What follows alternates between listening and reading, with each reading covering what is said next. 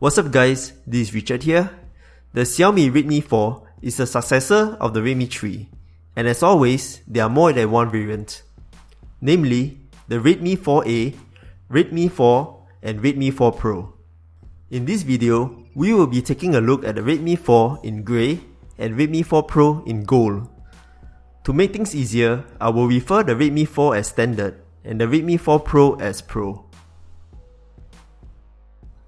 Both phones sports an all-aluminum body with the fingerprint sensor at the back.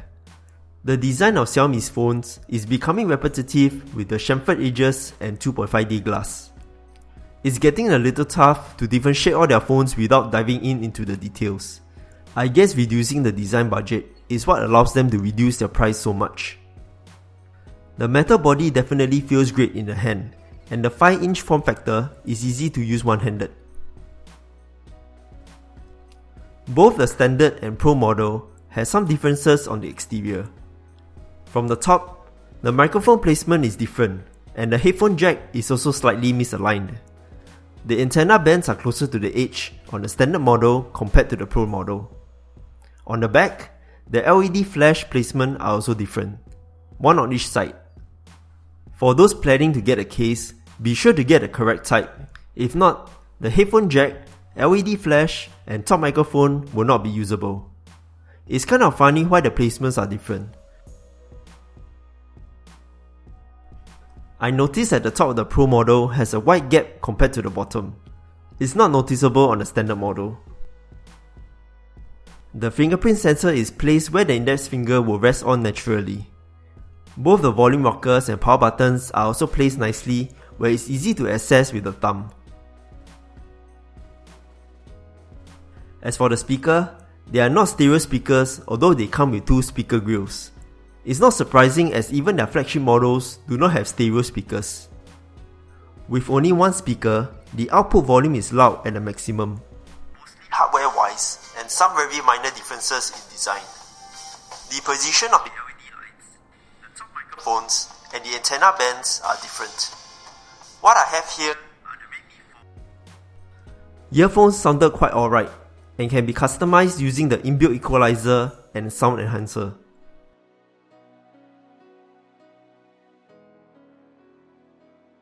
Both models feels good with the metal build, but the standard model definitely looks more polished with the silver edges and it hides the black bezels nicely. Personally, I'm leaning towards the grey model. The 720p display on the standard model looks a little yellowish to me. It is quite obvious side by side with the 1080p display on the Pro. The Pro model's display looks much better with the more accurate colours, like the one you see here. Sharpness wise, there isn't much difference noticed with the naked eye, unless you stare close at the screen. At first glance, the standard model looks much better overall with the hidden bezel. But I had to give the other one a chance. With daily use, I got used to the black bezel on the Go model, but it does take away the immersive feel. It's hard not to notice it once in a while. You know the saying goes, what is seen cannot be unseen. Go for the grey colour and choose the other colours if you have no choice. When it is side by side, the screen isn't aligned, so there could be differences in the inner hardware as well. Comparing both, it looks like the Pro model has a brighter screen. I think it's due to the yellowish display that makes the standard model less brighter. I had no problems using either one in the sun at maximum brightness. The display doesn't lose a lot of detail at different viewing angles, and by the way, the capacitive buttons do not light up. The fingerprint sensor unlocks the device really quickly and almost instantaneous. It's always active, so it will work even when the screen is off. When testing the speed it can unlock after turning off the screen, the Pro model registered my fingers at a fast rate, almost 100%. The standard model didn't work as quick, took a little more time between each cycle. I don't think it's much of an issue, but the performance is clear between these two phones. There is an IR blaster at the top of the phone, where you can use the Mi Remote app to control your devices at home. The standard model comes in 2GB of RAM and 16GB of internal storage, and the Pro model comes in 3GB of RAM and 32GB of storage. Both comes with about 9.3GB and 24.4GB of storage space for use respectively. If that is not enough, it comes with a microSD card support up to 128GB that is built into SIM card slot 2, so you will have to choose either dual SIM or expandable storage. Apart from the Bluetooth, which is different, 4.1 on the standard and 4.2 on the Pro, other hardware specs are identical.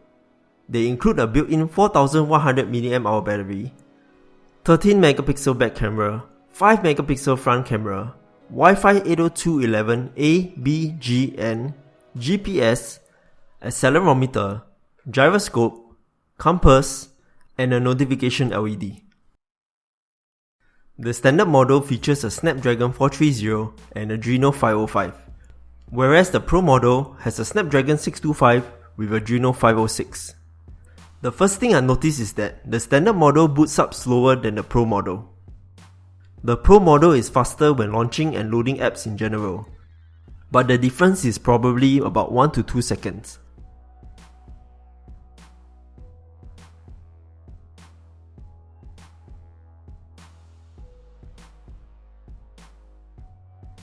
Of course, that's not enough to determine the performance. The best thing to do is to push the limits by playing games. I tested with games like War Robots and Devilian. Playing War Robots seemed to be a little sluggish on both phones, especially on the standard model.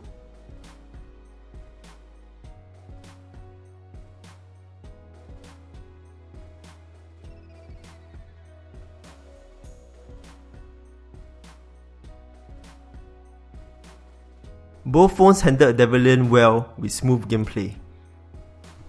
The standard model does load games slower and has some lag spikes. It could be due to the lesser RAM and less powerful hardware comparing to the Pro model. It's nothing too game breaking, it still provided a great experience. The Pro model hardly had any lag spikes, but to be honest, playing the game side by side, I could hardly see any difference. Both phones get a little warm when playing, but still comfortable to hold.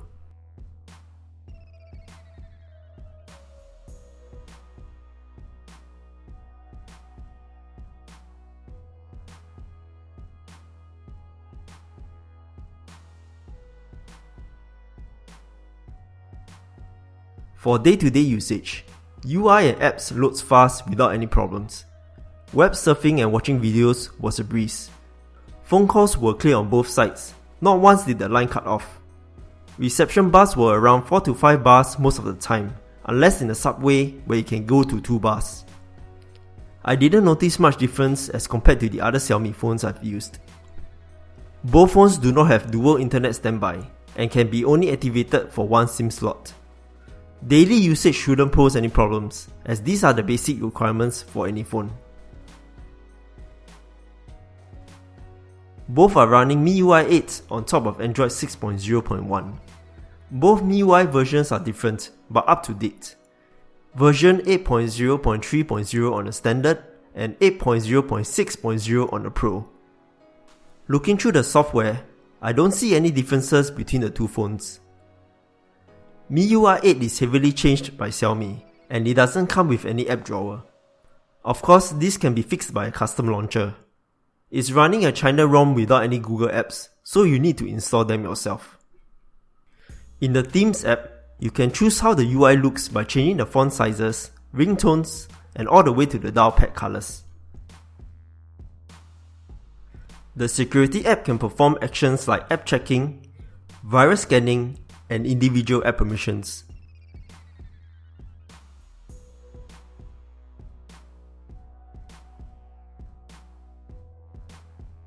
There are some useful apps in the Tools folder, like the Compass, Scanner app that has functions like the QR code, Shopping mode to use photo search to search for products using Taobao,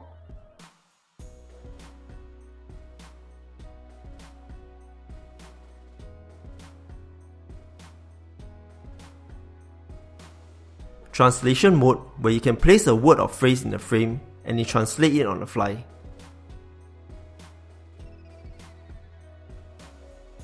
There is a reading mode to reduce background glare, and you can select which apps that will automatically use this feature. You can also double tap screen to wake and adjust the color and contrast of the display. At the lock screen, you can choose what functions you want to launch when swiping left or right. You can also open the camera by pressing the volume down twice. If you want some privacy, you can use the app lock if you wish to protect your apps with a password or fingerprint.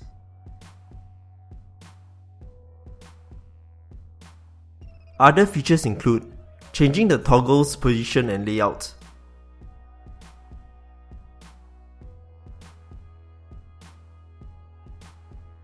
Do Not Disturb mode, Child mode,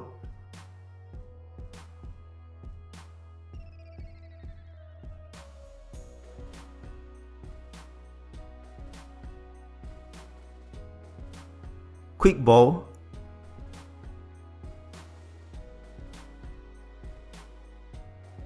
customizing notification lights, buttons, one-handed mode,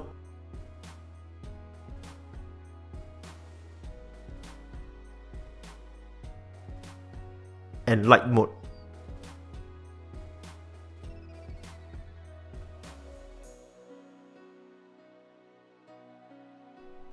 Two features that comes with MIUI is the second place and Duo app.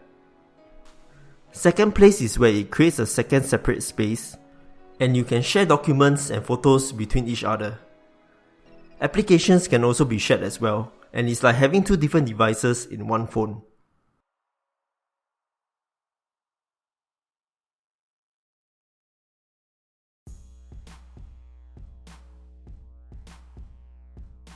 Duo app is where it makes a copy of a compatible app where it functions independently from each other.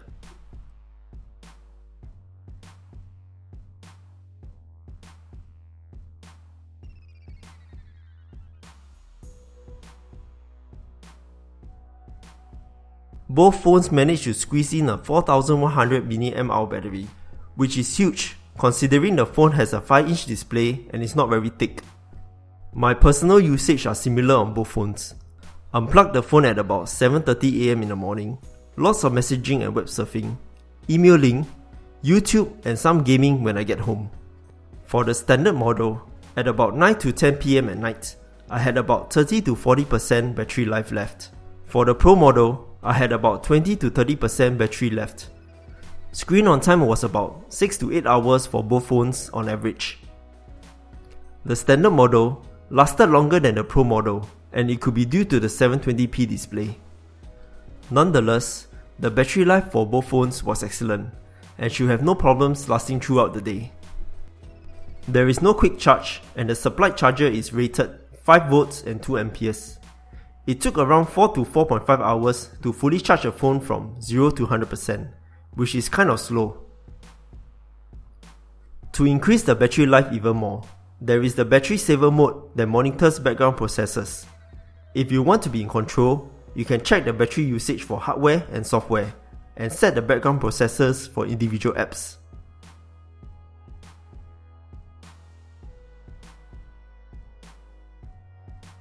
Both features a 13MP back camera and a 5MP front camera, but there are some differences on the software side.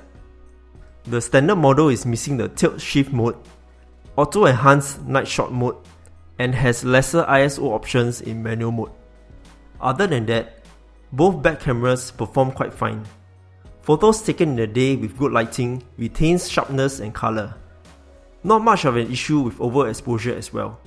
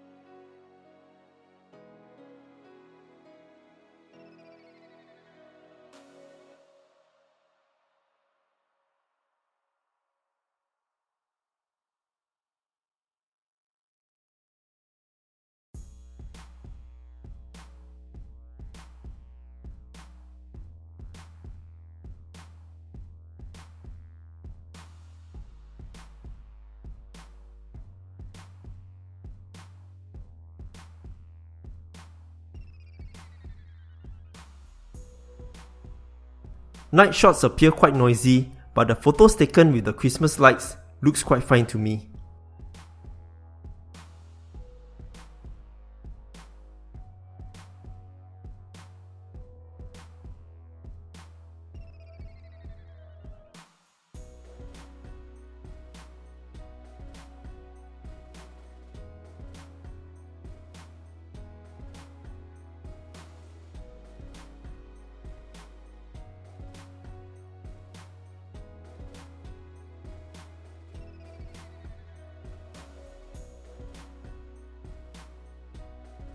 Focusing speed is fast between objects, and the camera does a good job in making the background blurry.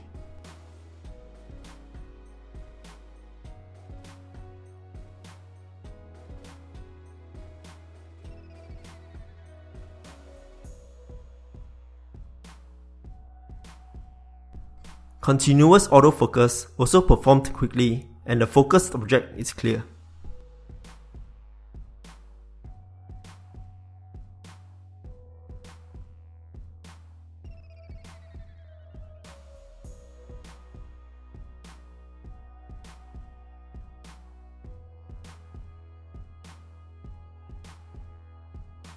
Macro shots can be done with a maximum distance of around 10 cm between camera and object.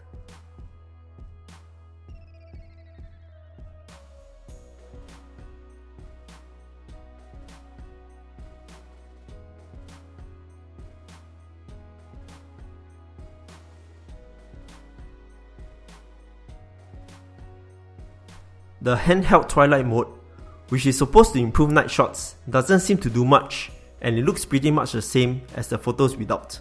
One issue I noticed on the standard model is that the photos taken with handheld Twilight Mode appears to be grayscale. I tried all the settings but nothing seemed to help. Hopefully this is a software issue and can be fixed with the update. The Pro model, Auto Enhanced Night Shot option, also didn't help much. It took a little more time to process the photos. Both phones feature the manual mode, where the only settings you can change is the white balance and ISO. The standard model is missing the ISO 1600 and 3200.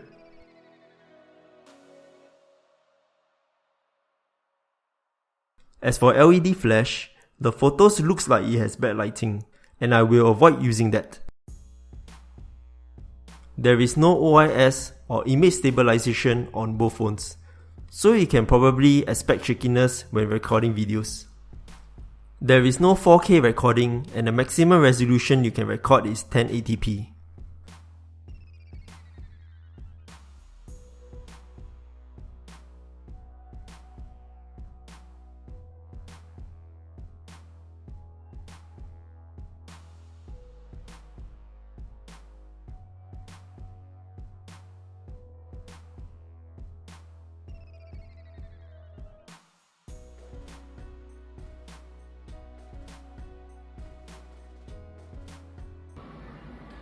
What's up guys, this is Richard here. On my right is the Redmi 4 Prime, and on my left is the Redmi 4. There's a slight difference in the image, but as for sound, not much of a difference. I think this makes a good selfie camera.